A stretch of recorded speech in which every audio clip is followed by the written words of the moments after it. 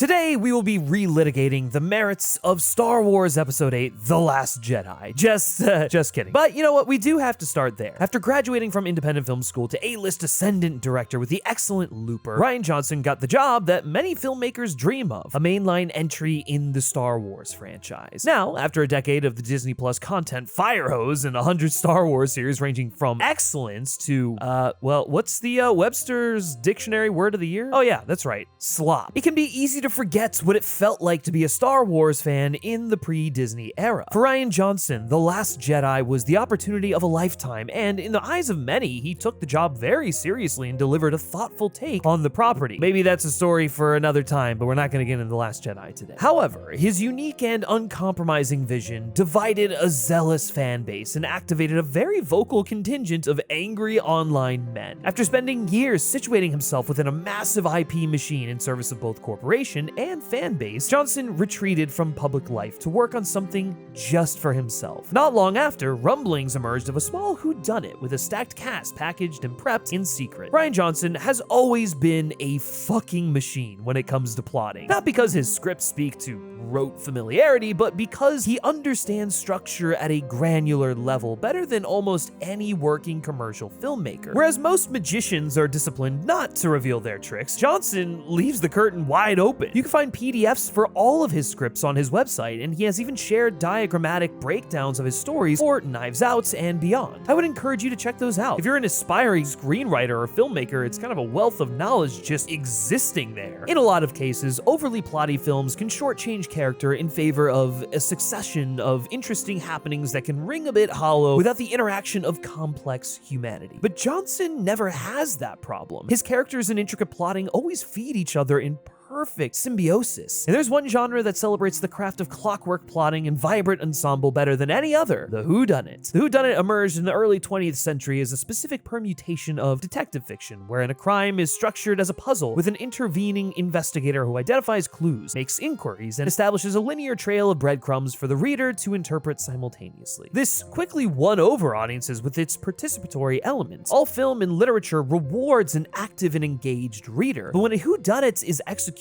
well, the audience is riding along with the detective protagonist attempting to solve the mystery before its solution is ultimately revealed. The most recognizable practitioner of the genre is, of course, Agatha Christie, whose totemic works like Murder on the Orient Express and The Mousetrap have become synonymous with the genre itself. Yet, for as enjoyable as it may be to read or watch a whodunit, there's a relatively low ceiling for variety. There are only so many types of murders, only so many types of crimes, and by the time the genre reached a saturation point, it quickly suffered from redundancy. While it's pretty easy to think of an idea for a whodunit, given the iterative nature of the genre, it is very, and I mean very hard to execute one in a way that feels exacting and fresh. And that's why Knives Out rocks. With Knives Out, Johnson revived an aged formula for a new audience and managed to skewer generational wealth in the process. The film was a major hit relative to its budget, and everyone in town knew they needed to get on board. I mean, seriously, that film, it had all actors clamoring to work with Rian Johnson. Everyone wanted to collaborate with Rian Johnson, and if you were one of the lucky ones who got picked to be in one of the subsequent sequels, I mean, your peers were pretty goddamn jealous. After a competitive bidding war, he closed a massive deal with Netflix to produce 2 Knives Out sequels: the incendiary takedown of an Elon Musk type in Glass Onion, and now Wake Up Dead Man. I genuinely think Wake Up Dead Man might be the best and most complex mystery Rian Johnson has ever pulled off, and that is a major hurdle to clear, I might add. It's not that it's the flashiest, the funniest, or the one with the most weaponized meme energy, although I gotta say, I think it might be the best looking because, dear lord, Steven Yedlin shot the shit out of this thing. I mean, it's insane to think that this wasn't shot on film.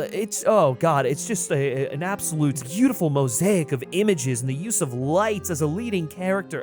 Oh my god, I could gush about the cinematography all day. But yeah, that's not what we're talking about here. What Wake Up Dead Man is the entry with the greatest emotional weight. Because this time, the film's puzzle isn't just a crime, it's an epistemological crisis, a crisis of faith, of existence. Where the last 2 Knives Out films succeeded greatly as Rube Goldberg plot machines animated by incredible ensembles, this one adds an existential and spiritual layer to the cake. Wake Up Dead Man is about how people construct meaning, how belief shapes identity, and how hard it is to reconcile your own worldview with the fact that other people genuinely see reality through a completely different lens. If Glass Onion was Johnson taking a flamethrower to tech billionaires, lifestyle grifters, and the hollow idiocy of performative intelligence, then Wake Up Dead Man is a man unfurling his inner life and struggles onto a commercial tapestry without losing any of their personal resonance or potency. It's quieter, it's more personal, but the unexpected honesty and raw approach to the aforementioned makes it all the more dangerous. Most of the audience can agree that billionaire opportunists who posture as visionaries fucking suck. That one's easy, it's low-hanging fruit, but religious zealotry? That's much more complicated because it's bound up at a nexus of the emotional, the communal, and the existential. And Johnson, despite being the smartest guy in a given room, knows well enough not to turn a film about religion into some epic atheist takedown of Christianity. That's cheap and obvious, it's glib. Instead, it opts for the emotional, human core of that belief system. What happens when the thing meant to offer comfort and grace and morality and empathy turns into a justification for cruelty? And what is left when the institution that once stood for grace becomes a machine fueled by outrage? It's lofty stuff for an Agatha Christie riff starring beautiful actors, but you know what? It makes for the best Knives Out film yet. Josh O'Connor, hot and sweaty off of Challengers, one of the finest actors to emerge in recent years, stars as Judd, a priest not motivated by piety or optics, but by a genuine and considered belief in the tenets of Catholicism. He's a little rough around the edges and can't hide his past as a boxer, but his authenticity wins the day. At the beginning of the film, he loses his temper at a rude church official and knocks his ass out. This would be enough to get most dudes kicked out of the church, but Judd's superior, Jeffrey Wright's in a Bond Felix reunion with Daniel Craig for the fucking ages, like, look at these guys together, knows his heart, knows he's a good dude, and gives him one more chance to serve God under less than ideal circumstances as the assistant reverend to Monsignor Jefferson Wicks, played by Josh Brolin. Wicks is a piece of shit, and the perfect adversary for Judd. He's tired, he's angry, he's cynical, and he uses his position of spiritual authority to manipulate others and air his grievances from the pulpit. He takes any opportunity he can to relay a crass confession to Judd, as the details must necessarily stay between the two clergymen. Let's just say he loves to tell Judd about how he jacks off.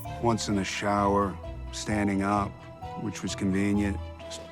Use the bath gel. Anyway, his pious facade is a virtually transparent disguise for his aged and jaded self, and the duality trickles down to his congregation. Wicks is also a Trump analog without devolving into parody, which I gotta admit is pretty refreshing these days. He could as easily be an avatar for televangelists, a warehouse church preacher, as he is for Trump. The whole idea of the cult of personality taking precedence over the faith is the roots of the problem, whether it's religion or politics. Wicks uses inflammatory rhetoric, attacks outsiders, and sanctions the selfish desires of his congregation. He keeps his followers angry and afraid, fed a steady diet of outrage. He's directing them, not giving them the freedom to explore their faith as individuals. Wicks represents how Christianity in America has been weaponized as a tool of political power and division rather than spiritual nourishment. He discovered a fortune and planned to use it for his own gain to fuel his crusade and amass more power. His vendetta against the harlot whore, but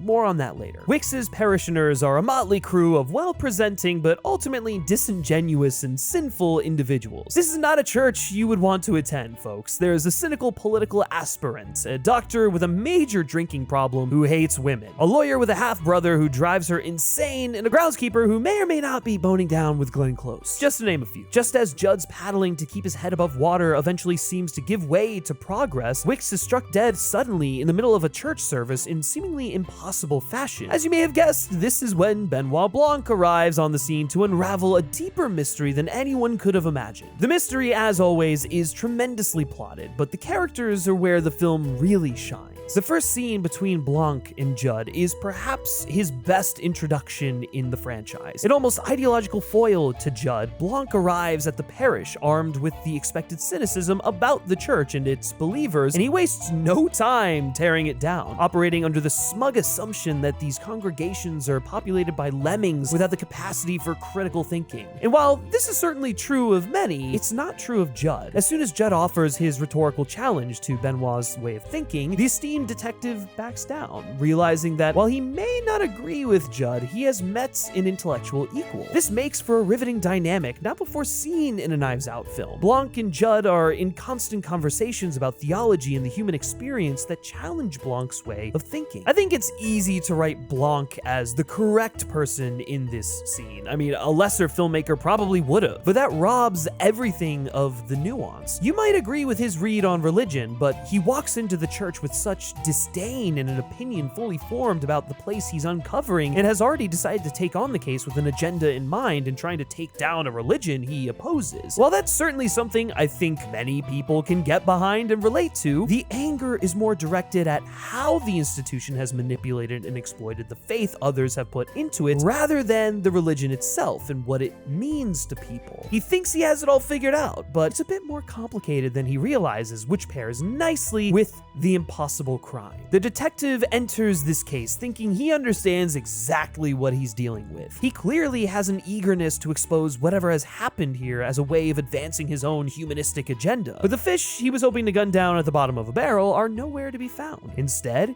he's greeted by Judd. Judd isn't the institution, he's the ideal. He's the version of faith that Johnson clearly once believed in himself. Kind, patient, humble, gentle, stubbornly compassionate, even in the face of people who don't really deserve it. And that's what makes him so destabilizing to Blanc. Because Judd doesn't behave like the villain Blanc expects. He's not manipulating people, he's not preaching for power, he's genuinely trying to uphold values that the institution around him has already abandoned. In case you didn't know, Rian Johnson grew up a devout Christian, something that I didn't realize until this film came out. And I think the personal nature of Rian conversing with his younger self is what makes this so rich and interesting. I think because of that, he's not judging his younger self harshly, but rather trying to afford him the grace of someone with strong convictions that he no longer agrees with. He's clearly a non-believer now, but it does him no good to gloat in the face of someone who earnestly felt the way he did. So I think in trying to connect with his younger self, being curious and trying to understand his devotion, he was able to walk away with greater empathy despite a general disagreement. Benoit's initial moment of surprised clarity in his conversation with Judd charts the course for the film's exploration of truth. Wake Up Dead Man argues that truth is not just an instrument of punishment, but an opportunity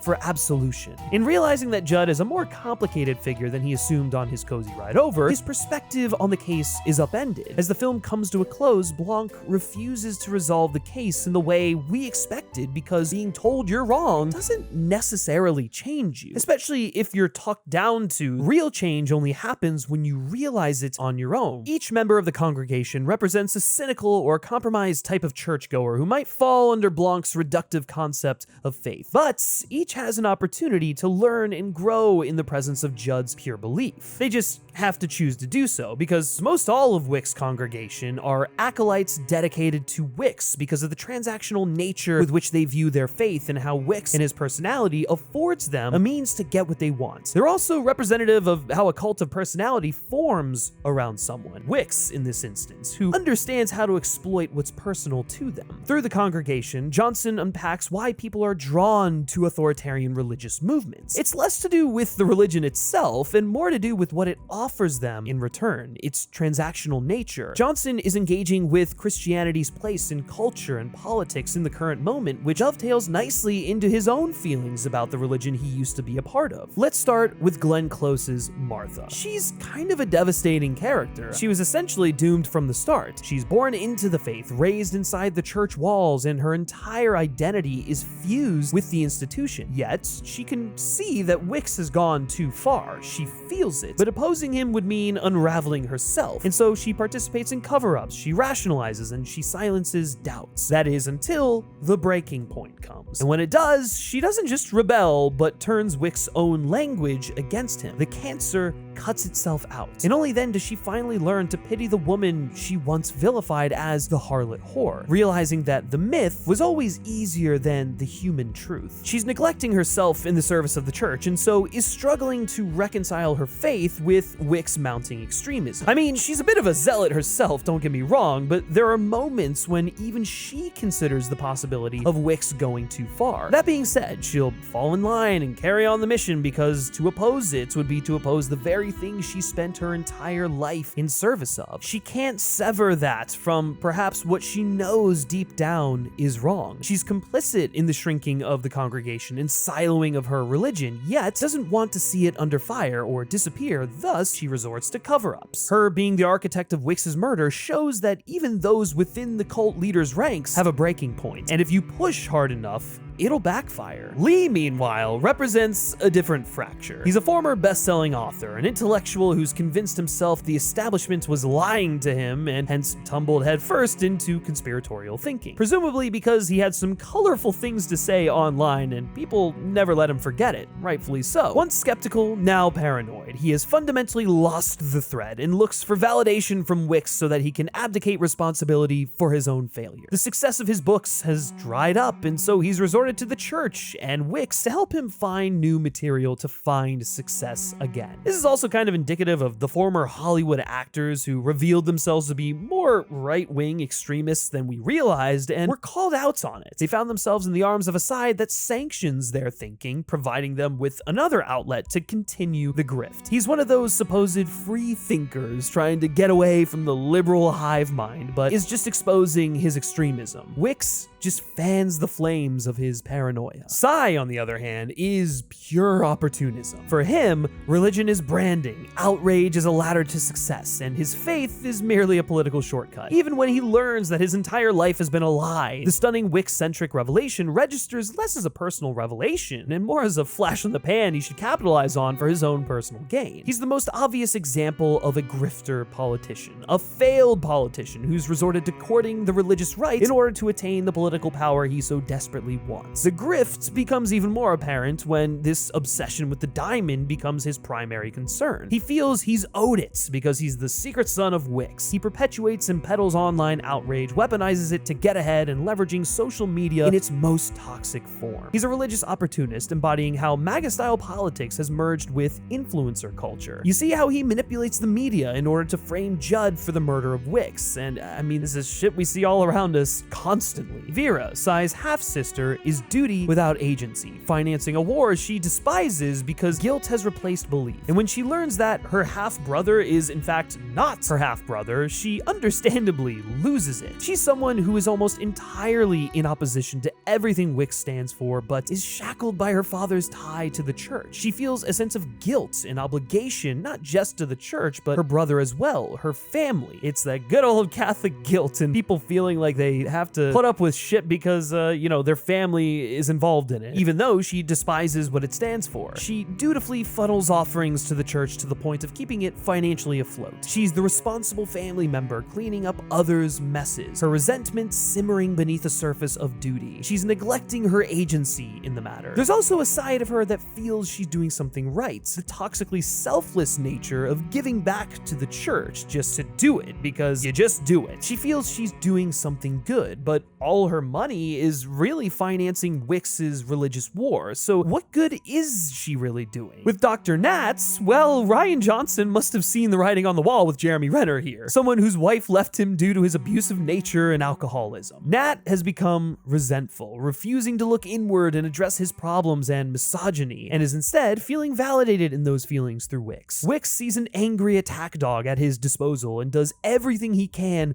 to unleash him. The pipeline through which personal resentment becomes ideological. The divorced man who finds community among people who will validate his bitterness rather than help him heal. And then there's Kaylee Spaney's Simone, who is arguably the most tragic of all. She's almost aware of the shameless grift Wix is pulling, using her faith in the possibility of miracles to extort her for money. It reveals her deep desperation and sadness at not being able to play the cello again. She's 1 foot out, 1 foot in, fighting logic she knows is true while clinging to the possibility that her faith will solve the problems. She's looking for an easy solution, a quick fix. She's vulnerable and has turned to something she doesn't even fully believe in if there's even remotely the chance a miracle can happen. The complexity of this ensemble makes sense when you realize that Rian Johnson grew up devoutly Christian, like we mentioned earlier. Wake Up Dead Man isn't trying to own religious people, not at all. It isn't trying to dunk on faith. It is ultimately trying to understand it, even as it criticizes the American church and the way it has been fundamentally compromised by money, politics, and power. Which brings us back to to the central collision between Blanc and Judd. Blanc is right about the institution. I mean, it's pretty fucked up, but Judd is right about the people inside of it, at least for the most part. That tension between the two reflects the central philosophical conflict of the film: intellect versus belief, exposure versus empathy, dismantling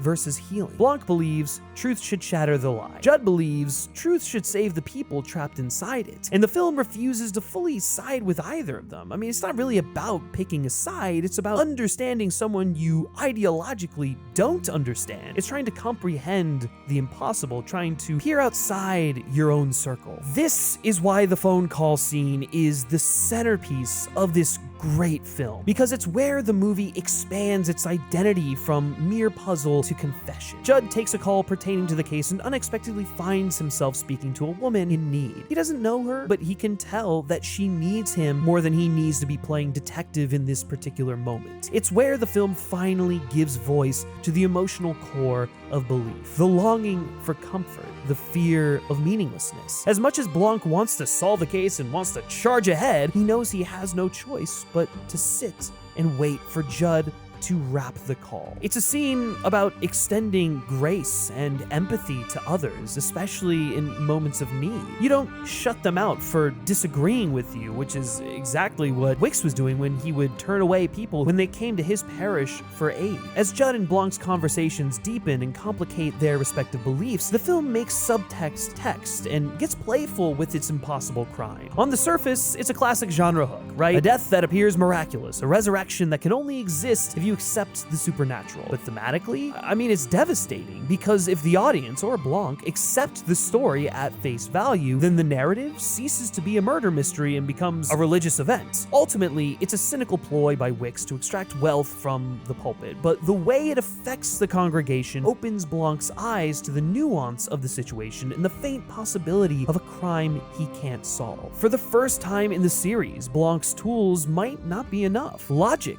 might not be enough. Evidence might not be enough, because faith doesn't operate on proof. It operates on meaning. And meaning is much harder to interrogate than motive. So how do we make meaning? Blanc and Judd are both storytellers. Blanc uses stories to reveal deception and to unravel lies until the truth is laid bare. Judd uses stories to teach morality and to translate abstraction into something people can feel and live by. Detective fiction and religious doctrine become parallel systems of narrative meaning, and Blanc ultimately understands that there is a practical utility to the belief system that is not too dissimilar from his own deductive practices. In Dead Man, Johnson keeps circling the same question over and over. Do stories convince us of comforting lies? Or do they resonate with something deep inside us that's profoundly true?